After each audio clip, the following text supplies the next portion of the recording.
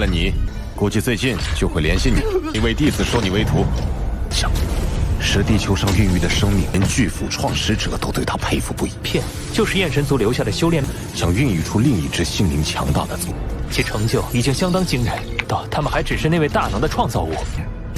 包括海域上空脉与虚拟宇宙宫，球人仍可居住在陆地上。金甲的极限加持，当可助我更快提升。成为大能造物焰神族的那块金属板，还时空随笔第3册，很快将无用。抵达第1站贝斯星球需要。在这期间，你可以安心参悟。在宇宙中，竟能超越宇宙规则。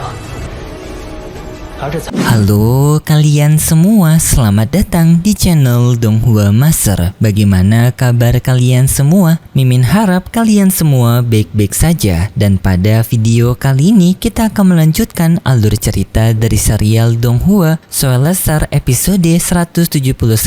Dan sebelum kita masuk ke cerita terbaru, mari kita sedikit mengingat cerita sebelumnya, yang dimana pada cerita sebelumnya Master Truyan berhadapan melawan Yanzu, sedangkan Lo Feng diminta untuk kabur dari kejarannya Yanzu. Singkatnya, Master Truyan bisa mengalahkan Yanzu, tetapi Yanzu mengancam akan meledakkan planet bumi. Tetapi untungnya pihak dari Virtual Company datang menyelamatkan bumi dengan menangkap anggotanya Yanzu, membuat rencananya Yanzu gagal total. Tetapi setelah itu ayahnya Yanzu, yaitu Master Shihuo, datang menekan anggota Virtual Company yang berniat untuk mengadili putranya. Ya, sikapnya Master Shihuo sangat tegas. Ia tidak takut dengan para pasukan dari Master 9 Pedang. Tetapi anehnya, Master 9 Pedang justru menghormati Lo Feng dengan ia merubah nada suaranya menjadi sangat lembut kepada Lo Feng, yang bahkan Master Shihuo saja tidak pernah melakukan hal ini kepada Master 9 Pedang yang kekuatannya setara dengan Master Shihuo. Tetapi ia justru bersikap lembut kepada Lo Feng dengan meminta untuk menjual planet bumi. Tetapi Lo Feng tetap menolaknya, dan Master Shihuo juga tidak marah kepada Lo Feng. Yang setelah itu pun Master Shihuo pergi dari sana dengan akan memberikan hukuman kepada Yanzu, yaitu akan dipenjara di penjara bintang 9 selama 1000 tahun. Dan itu merupakan inti cerita pada cerita sebelumnya. Kalau gitu pun sekarang langsung saja kita masuk ke bagian cerita terbaru. Cerita ini berlanjut dengan diperlihatkan Lo Feng bersama dengan Lei Shen dan juga Hong, yang di sini mereka bertiga saling berkumpul. Singkatnya, Hong memberitahu kepada Lo Feng bahwasannya ia telah mengetahui adanya Master Shihuo yang datang ke planet bumi untuk mendapatkan planet bumi, yang hal ini telah diketahui oleh Hong bahkan sebelum Lo Feng mengetahuinya. Mendengar hal itu membuat Lo Feng dan juga Lei Shen menjadi kaget bagaimana bisa Hong mengetahui pergerakan dari Master Shihuo yang merupakan anggota elit dari Battle X Colosseum. Karena di sini penjelasannya sedikit komedi dan juga muter-muter, Mimin kasih poin pentingnya aja.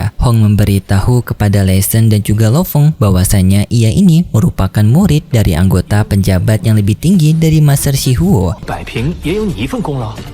虚金之主，我哪有那么大能耐？ yang disebut sebagai Master Kekosongan Emas yang berada di ranah dari Universe Lord, di atas dari Master Shihuo yang berada di ranah Master Universe Knight. Mendengar hal itu membuat Lo Feng dan juga Lei Shen menjadi kaget bagaimana bisa Hong menjadi murid dari Master Kekosongan Emas, yang artinya Hong dan juga Master Shihuo memiliki guru yang sama. Hong juga menjelaskan kalau Master Kekosongan Emas memiliki jabatan yang lebih tinggi dari Master Shihuo, yang Master Shihuo harus benar-benar mematuhi perkataan dari Master Kekosongan Emas. Hong pun menjelaskan bagaimana ia bisa menjadi murid dari Master Kekosongan Emas, yang dimana Hong sebelumnya melakukan pelatihan tekanan mental, yang dalam pelatihan itu Hong mendapatkan pencapaian besar sampai berada di level 20. Tetapi Lei Shen yang mendengar itu meremehkan Hong yang gagal. Namun Lo Feng membela Hong dengan mengatakan kalau pencapaian Hong benar-benar sangat besar karena level tekanan mental hanya memiliki 21 level saja. Artinya Hong gagal di level 20 dari level 21. Mendengar hal itu seketika membuat Lei Shen kaget dan juga kagum kepada Hong. Lo Feng juga memberitahu kalau ia hanya bisa mencapai level ke-9 pada level tekanan ini. Artinya Hong jauh lebih tinggi daripada Lo Feng. 大哥只差最后一步就成功了。对呀，到第21座更是我千难万险闯到了第21座岛屿。Dan berkat pencapaiannya Hong yang bisa mencapai level 20, yang satu level lagi bisa mencapai level 21, membuat master tertinggi dari Battle Axe Colosseum kagum kepada Hong, yang master ini lebih tinggi daripada master kekosongan emas. Jadi di atas dari master kekosongan emas yaitu gurunya Shihuo dan juga gurunya Hong ini masih ada master tertinggi dari Battle Axe Colosseum yang juga merupakan pembentuk dari Battle Axe Colosseum dan juga telah menyumbangkan tekniknya di Monumen Menara Kekacauan, yaitu tempat pelatihan Lo Feng dan juga Hong sebelumnya waktu berada di Kota Kekacauan. Bisa dibilang sebagai pejabat yang tinggi, dan master tertinggi Battle Axe Colosseum ingin mengangkat Hong menjadi muridnya, tetapi setelah Hong mencapai ranah dari Dewa Sejati dan Hong sendiri masih jauh dari ranah tersebut, dan sambil menunggu Hong mencapai ranah Dewa Sejati, Hong akan dibimbing oleh master kekosongan emas. Dan jika Hong telah mencapai ranah Dewa Sejati, maka Hong akan menjadi murid resmi dari master pendiri Battle Axe Colosseum. Hong juga memberitahu kepada Lei Shen bahwasanya ia telah memberikan promosi kepada Lei Shen untuk menjadi muridnya Hong, yang artinya secara tidak langsung Lei Shen juga akan mendapatkan keuntungan dari pendiri Battle Axe Colosseum, yang artinya di sini Hong dan juga Lei Shen sangat diuntungkan. Sedangkan Lo Feng karena beda organisasi yaitu Virtual Company yang kebetulan juga saling bersaingan, kayaknya nggak dapat promosi dari Hong, tetapi sebenarnya Lo Feng tidak membutuhkan hal ini. Berbeda dengan Lei Shen yang membutuhkan hal ini karena Lei Shen sendiri masih nggak ada organisasi di belakangnya. Setelah itu Lo Feng bertanya mengenai alasan planet bumi yang menjadi incaran dari para Master Vulnerable. Hong pun langsung menjelaskan dengan serius hal ini karena latar belakang planet bumi yang masih menjadi misterius. 我的心境实属罕见。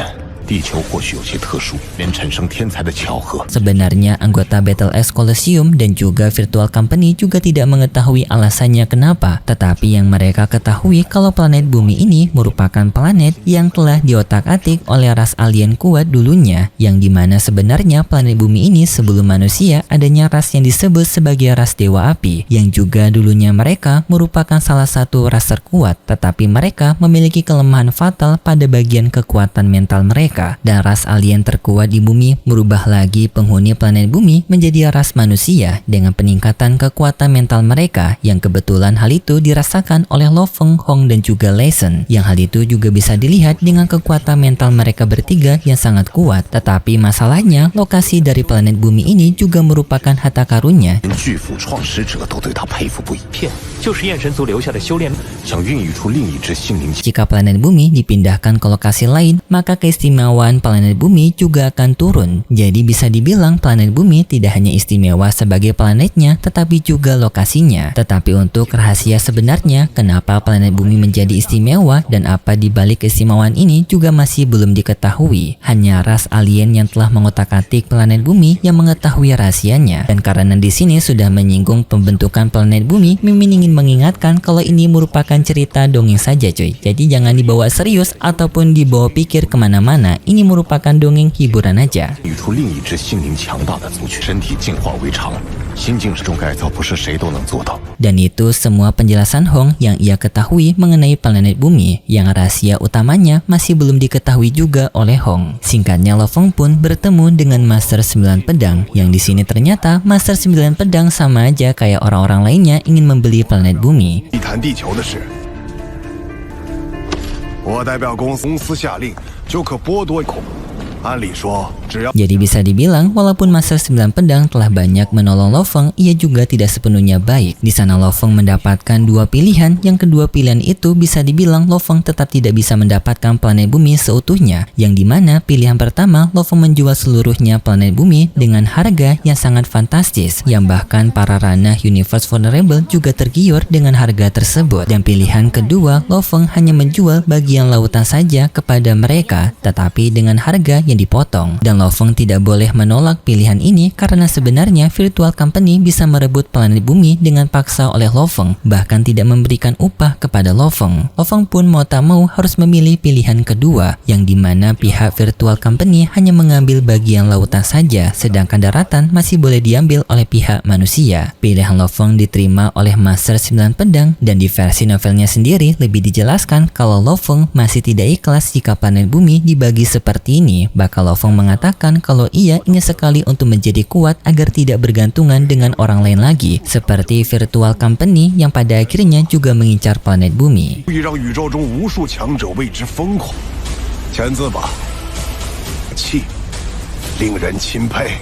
Yang memang tidak sepenuhnya jahat karena mereka mengambil keputusan ini dengan diskusi yang telah mereka lakukan. Singkatnya, setelah pertemuan dengan Masa 9 Pedang, Lo Feng pun telah mendapatkan bayaran pertama sebanyak 5 juta logam campuran. Tetapi hal ini tidak membuat Lo Feng senang karena Lo Feng bisa mengaca kalau dirinya ini ternyata sangat lemah, tidak bisa mengambil keputusannya sendiri dan hanya bisa tunduk kepada pejabat yang lebih berkuasa. 主王，我都没一点反抗之力，就算是面对石火尊者、九剑尊者，伟大的巨斧创始者，或者那些宇宙中的直至成为纵横宇宙的超级存在。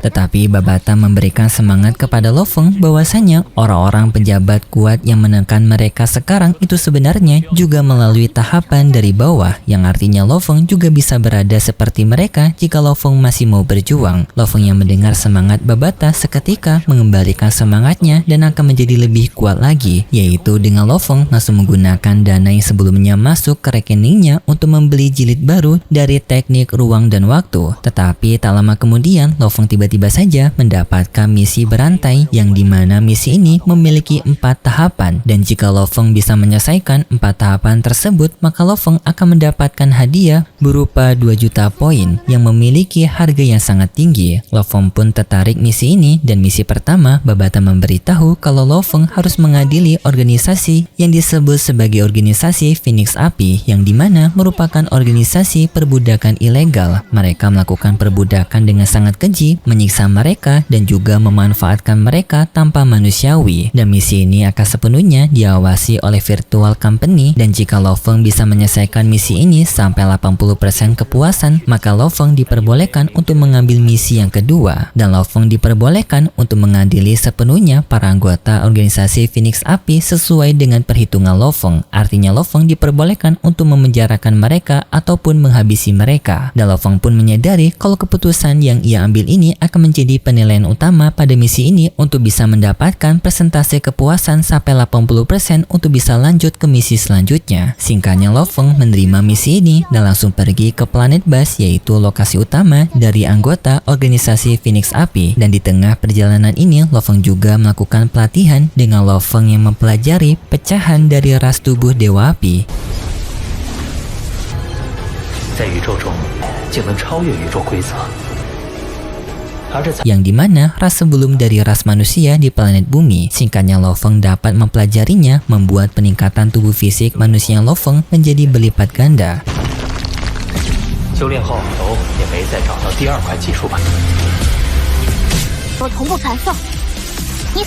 Singkat cerita, Lo Feng pun telah sampai di lokasi dari planet Bas, yaitu lokasi pertama untuk pembasmian dari organisasi Phoenix Api. Dan di dalam planet Bas kita diperlihatkan para anggota pribumi yang bukan organisasi Phoenix Api, melainkan mereka merupakan budak dari organisasi Phoenix Api sedang melaksanakan tugas mereka, yaitu pertanian paksa, dengan mereka mengumpulkan sebuah bunga yang merupakan budidaya dari organisasi Phoenix Api. Singkatnya, hari kedatangan dari organisasi Phoenix Api telah tiba di lokasi dari planet Bas ini untuk mendapatkan setoran dari para anggota budak. Tetapi di sana organisasi Phoenix Api tampak merasa tidak puas dengan para anggota budak mereka karena mereka yang sebelumnya tidak menepati setoran mereka sampai kekurangan 30% dari bunga yang telah diminta oleh organisasi Phoenix Api kepada para anggota penduduk pribumi. Dan sebagai bentuk kompensasi, di sini anggota Phoenix Api meminta 30% para anggota pribumi sebagai bayaran 30% dari bunga yang gagal mereka kirimkan. Tetapi sayangnya setelah itu ceritanya bersambung, dan berikut cerita selanjutnya di minggu depan besok. Pada cerita selanjutnya kita diperlihatkan dengan Lo Feng yang melanjutkan misinya, yaitu memburu para anggota dari Phoenix Api. Dengan Lo Feng pergi ke sebuah bar tempat dari organisasi Phoenix Api itu sedang berpesta, dan pada saat ini Lo Feng menjelaskan mengenai tubuh tanduk emasnya yang sangat cocok dengan misi ini karena tubuh tanduk emas Umas memiliki sikap yang sangat buas dan juga misi ini merupakan misi pembasmian yang artinya cocok dengan sikap buas dari tanduk emas. Yang lalu pun tanpa Lo Feng mulai melakukan pembersihan kepada anggota Phoenix Api ini yang pada akhirnya Lo Feng juga menuju ke markas besar mereka dengan di sana adanya pemimpin besar dari organisasi Phoenix Api. Tetapi di sini Lo Feng menghabisi mereka dengan penuh penilaian yang dimana Lo Feng menggunakan kecerdasan buatannya untuk menilai orang yang salah dan juga orang yang tidak salah. Jadinya Lo Feng hanya membasmi mereka yang bersalah saja, sedangkan mereka yang tidak bersalah maka Lo Feng akan membebaskan mereka walaupun mereka merupakan anggota bawahan dari organisasi Phoenix Api. Tetapi intinya nanti hanya sedikit yang selamat karena kebanyakan organisasi Phoenix Api merupakan para penjahat, dan itu cerita yang akan kita lihat nanti untuk episode selanjutnya di minggu depan besok. Dan sebagai penutup, Mimin ingin mengingatkan kalau cerita ini merupakan cerita dongeng fiksi yang hanya bertujuan sebagai penghibur saja, tidak ada hubungannya dengan dunia nyata ataupun menyinggung keimanan kita. Kalau gitu pun terima kasih buat kalian semua yang sudah menonton video ini sampai akhir. Jika kalian suka dengan video kali ini, bisa beri like serta subscribe dan sampai jumpa di video selanjutnya. See ya! 我也向虚境之主推荐了你，